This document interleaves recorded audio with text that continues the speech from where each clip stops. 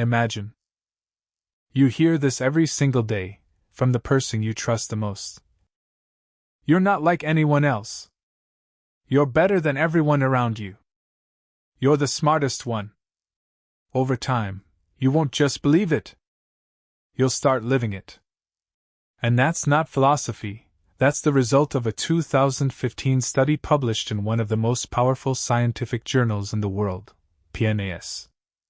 They followed hundreds of kids for a year and a half, and found that narcissism isn't just born from spoiling or neglect alone. A little kid tells his mom, "Mom, am I the best in school?" The mom replies, "Of course, baby, you're better than anyone." Then the audio cuts. That word, which so many parents say out of love, could be the start of narcissism. Narcissism is born from one single message repeated to a child over and over. Wait. 'Cause what's coming will completely change how you see narcissism. And if you think you already know what narcissism means, hold up, because what you're about to learn today might flip your whole understanding. Most of us, when we hear narcissist, picture someone full of themselves, always talking about themselves, and not caring about anyone else. But science looks at narcissism way differently. It's not just arrogance or too much confidence. Truth is, it's a problem with how a person sees their own worth. And science says narcissism can show up in two forms. Type 1 is what most of us know. Someone's super confident, loves being the center of attention, and always feels like they're above everyone else. Scientists call this grandiose narcissism. But there's another type, one most people don't notice. Someone's super sensitive to any criticism. Might seem quiet or withdrawn. Gets bothered by the smallest comment. And inside, they feel different and special, but it's all hidden. That's called vulnerable narcissism, or covert narcissism. And this one's a bit more dangerous. 'Cause a lot of people think it's just anxiety or being overly sensitive, when it's way deeper than that. Okay. When do doctors actually say someone has narcissistic personality disorder? If we open the manual that psychiatrists around the world rely on, the DSM-5-TR, we'll see it's not just about being arrogant. Nope. There's a whole pattern of behavior that sticks around, and doctors look for at least 5 of these traits. Like, they feel they're exceptional, and that the rules that apply to everyone else don't apply to them. They spend a lot of time fantasizing about insane success, power, fame, or being different. They're convinced only special people like them can understand them. They need constant admiration. They feel entitled to special treatment. They might use people to get what they want. When someone's hurting, they might intellectually get that the person is upset, but it's hard for them to actually feel it. Sometimes they envy others, or think everyone's jealous of them.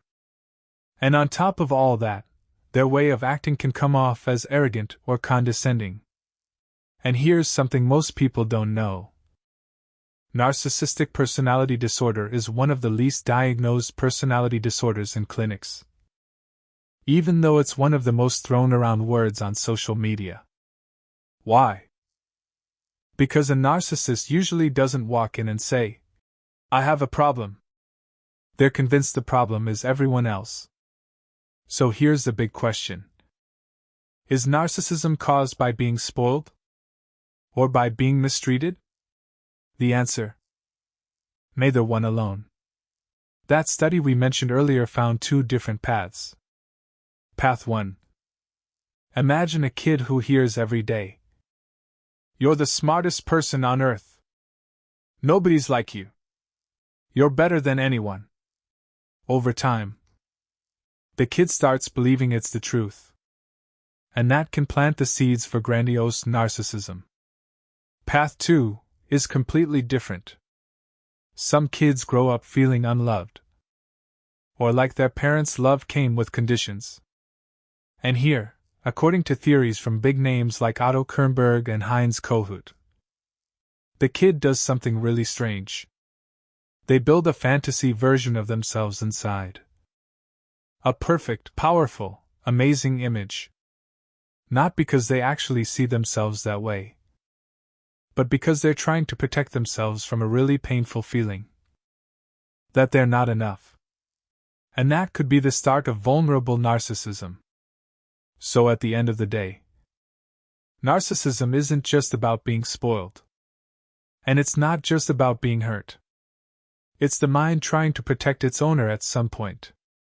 But, and this is important, understanding the reason doesn't mean excusing any harm the person causes later. There's a big difference between explaining behavior and justifying it. Alright. How do you know if some of these traits apply to you? Let me give you a few examples. Imagine an employee sitting with coworkers, and they want to seem more intellectual. So they say, "I read a scientific study that says," when in reality, all they saw was a YouTube video. Not because they're lying, but because they need to feel smarter than everyone around them. Or someone who was obsessed with a hobby. The first time they failed at it, they dropped it completely. And when someone asked, they said, "I never really liked it anyway," instead of admitting to themselves that failure hurt. Or someone, just one small note from their manager, and they feel disrespected the whole day, even if no one around them even noticed. If you see yourself in any of these examples, don't ask yourself, "Am I a narcissist?" The question doctors ask is way more important. Is this way of thinking causing you suffering? Is it messing up your relationships?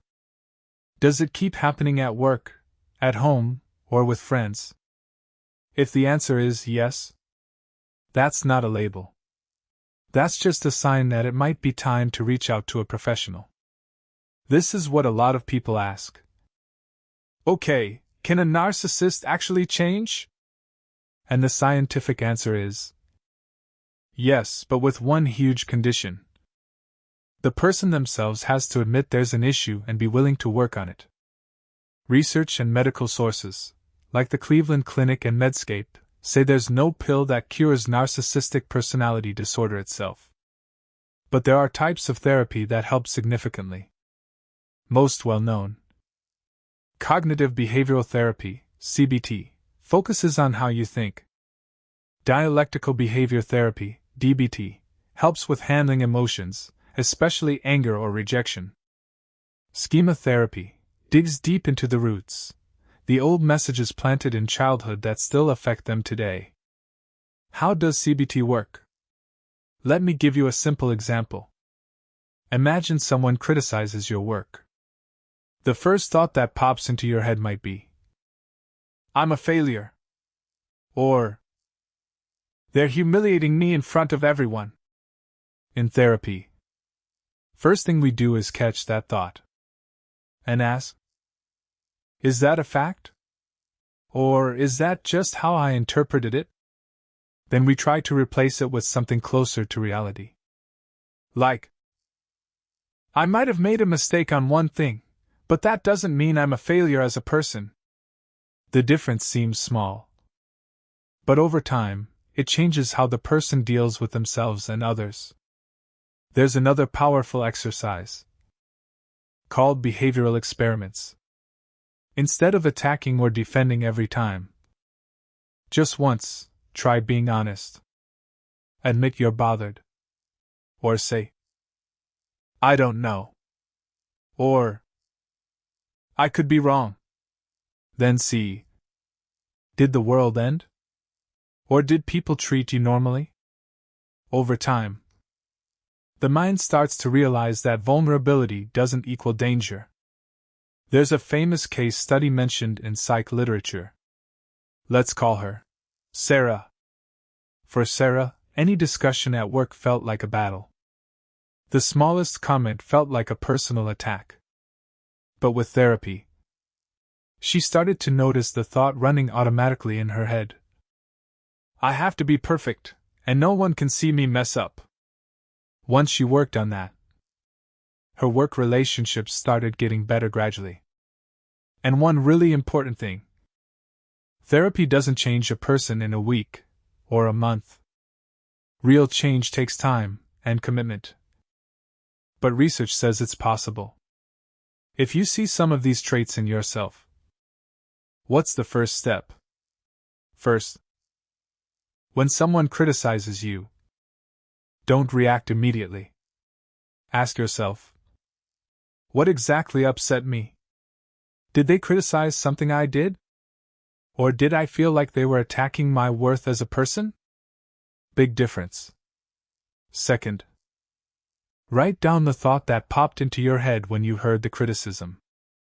Example: they think I'm a failure. Then ask yourself, is that a fact? Or just my interpretation? Third, try sharing something with someone close to you that makes you feel insecure. Something small. And see, did the relationship break? Or actually, did it get stronger?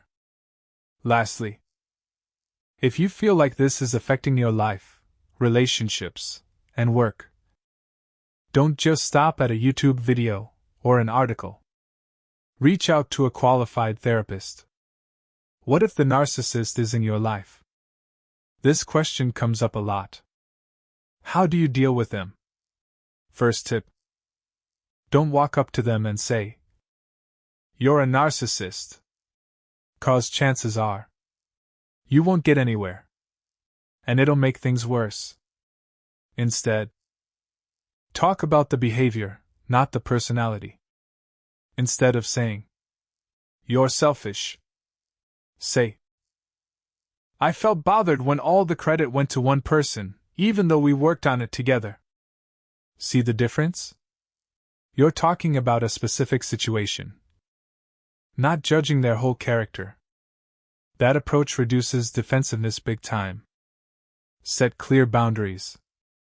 And if a boundary gets crossed, repeat it calmly. No yelling. No long arguments. Also, don't expect a perfect apology.